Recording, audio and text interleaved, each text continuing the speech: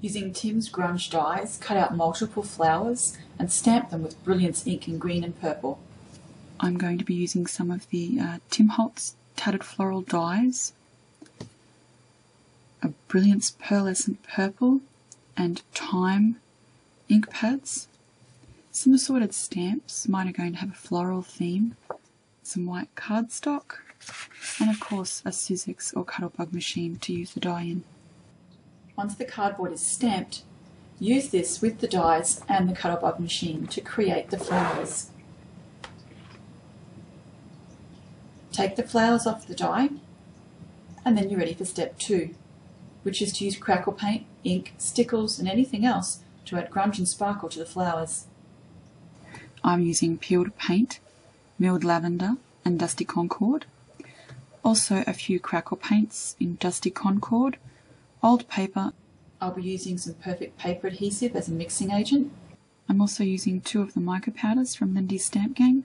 This one is Moonbeam Magenta Red and this one is Peppermint Green.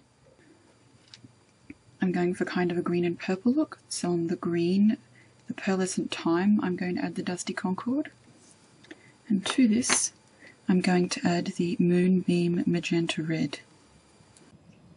Mix the 2 products together with a paintbrush, make sure that they're well mixed, and then just add a little bit of this mixture to the edges of the petals. I'm going to add it to each of the petals. I want them to all look quite similar. Put these aside to dry and move on to the purple stamped flowers. Apply the Old Paper Crackle paint directly to the flowers. I'm putting it on the edges of mine, but you could apply as much or as little as you like. Once the crackle paint is completely dry, add a little bit of the Distress inks over the top here. I'm adding peeled paint Distress ink over the top of the flowers that I've applied the Old Paper Crackle paint to. And on the flowers where I've applied the Dusty Concord to the edges, I'm going to use the Milled Lavender Distress ink. This doesn't actually cover up the Brilliance ink that I've stamped with to begin the flowers.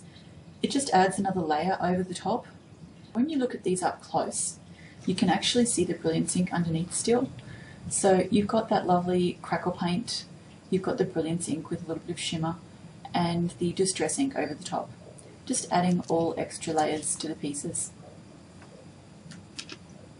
As you can see, even my little cat likes them.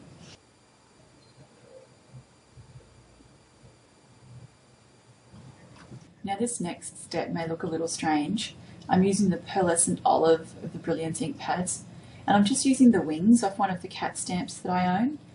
These had the absolute perfect combination of sort of wispiness to the image that I was after. You can't actually tell that this used to be a cat stamp, it just looks like a pattern, but it's exactly what I was looking for. I'm going to repeat this with the Moonlight White Brilliance ink pad on the green flowers, just for a little bit of difference. I'm going to mix up some of the Peppermint Green with the Perfect Paper Adhesive and use this as a sparkly paint. This is going to go over the top of those green flowers. It's going to help seal the colour, but it will also help the flowers retain their shape when I fold them. So it's lovely and glittery and shimmery and so pretty. Next, mix a little bit of the Moonbeam Magenta Red Mica with the Perfect Paper Adhesive and coat the purple flowers. Stamp using the Versamark Watermark stamp pad and apply some of the Sticky Stuff embossing powder. I think I got this from Judikins. When you heat it, it goes tacky. I like to use this in conjunction with my foils, and I'm using the Rainbow Pearls foils for this, just to give a really special looking finish. As you can see, it's gorgeous and metallic and shiny, and this one's in rainbow colours. Who could resist? So that all of the petals look a little different, I'm going to be using purple foil when I cover the green flowers. I'll use the same stamp, but a different coloured foil. As you can see, this still has that beautiful metallic pearl effect.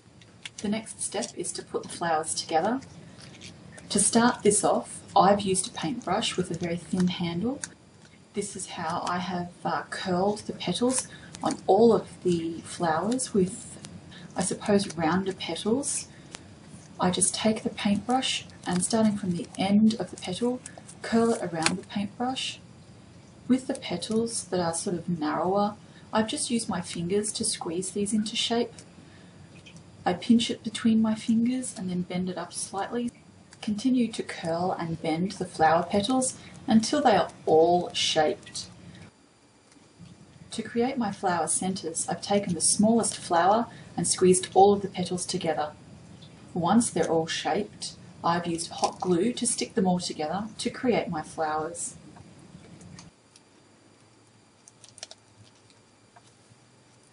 These are the finished flowers. When you get up close, you can really see how sparkly and grungy looking they are. The crackle paint on the edges gives it a beautiful old world looking kind of charm, and all of that sparkle and shine that I've added afterwards really makes these look special.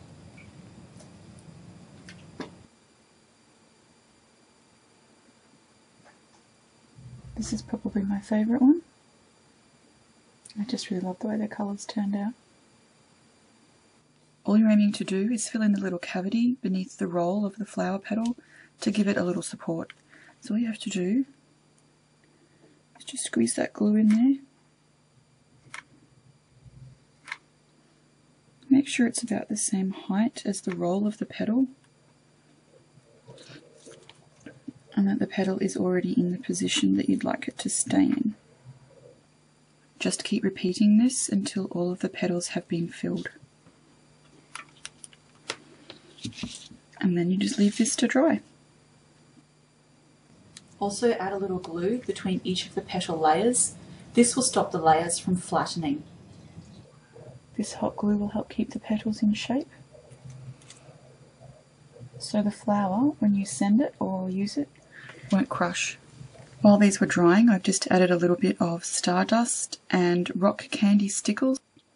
You can see the stickles here, that's all of the stuff that's glittering. What I find with the rock candy stickles is that it enhances that foil underneath, and you get this lovely effect that looks a little like sugar. This stuff is so sparkly I couldn't get the camera to focus because it kept on trying to focus on all of the different points of light. The final step is to cut all of the background papers and cards to size and assemble these ready to stick on the flower. I've used the two flowers that I made to make two different cards.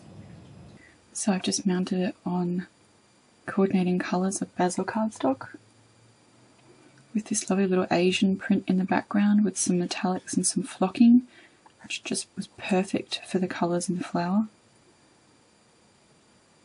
A little bit of stamping on the background here. And this one's the same but with the opposite colours. So instead of this being purple, it's green with purple stamping. And I've attached these with hot glue so they're not moving anywhere in a hurry. I kept to a floral theme with all my stamps. I've used a beautiful herb stamp in the background, and I'll post the details of where you can get this on my blog. These are my finished cards using the absolutely gorgeous Tattered Floral dies from Tim Holtz, a whole lot of range of products, some stamps, and a bunch of other goodies.